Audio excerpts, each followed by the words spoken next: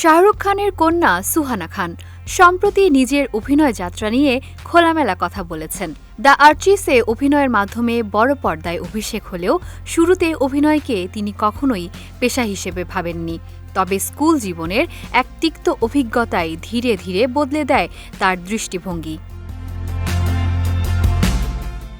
এক সাক্ষাৎকারে সুহানা জানান, শৈশব থেকেই স্কুলের নাটকে অভিনয় করেন তিনি।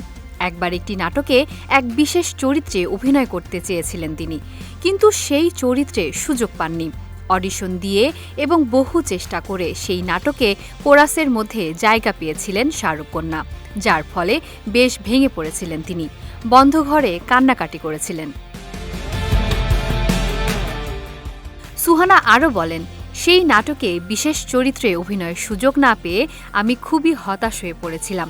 সেই সময়ে আমি বুঝতে পেরেছিলাম মঞ্চে থাকার উত্তেজনা ও অভিনয় করতে আমি কতটা ভালোবাসি। অভিনয়ের ক্ষেত্রে তার কৌতূহল ও নিষ্ঠা তাকে সবচেয়ে বেশি উৎসাহ দেয় বলেও জানান সুহানা খান। এদিকে অভিনয়ে কন্যাকে অনবরত উৎসাহ দেন বলিউড বাদশাহ শাহরুখ খান। কিং সিনেমার যুদ্ধ যাতে মেয়ে নিখুঁতভাবে বুঝতে পারে, সেই চেষ্টায় নাকি কোনো ত্রুটি রাখছেন না তিনি। জানা গেছে, শুটিং সেটকে পুরোপুরি প্রশিক্ষণ কেন্দ্রে রূপ দিয়েছেন অভিনেতা।